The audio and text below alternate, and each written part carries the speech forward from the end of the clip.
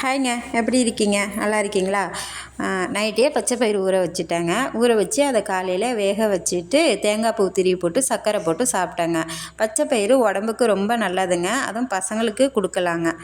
அதில் பாதி எடுத்து முளைக்க வச்சுட்டேங்க. அது முளைக்கட்டி அதை சாப்பிட்டோம்னா சூப்பராக இருக்குங்க. ரொம்ப ஹெல்த்திங்க. இப்போல்லாம் பாக்கெட்டில் போட்டு அங்கங்கே கடையில் விற்கிறாங்கங்க.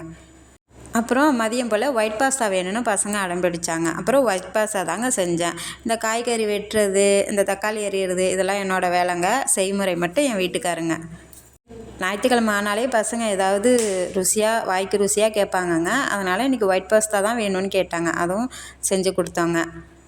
ஞாயிற்றுக்கிழமை அன்றைக்கி உங்கள் வீட்டில் என்ன ஸ்பெஷலுங்கிறத கமெண்டில் சொல்லுங்கங்க. என்னோடய சேனலில் உள்ள வீடியோ உங்களுக்கு பிடிச்சிருந்தா சப்ஸ்கிரைப் பண்ணுங்கங்க.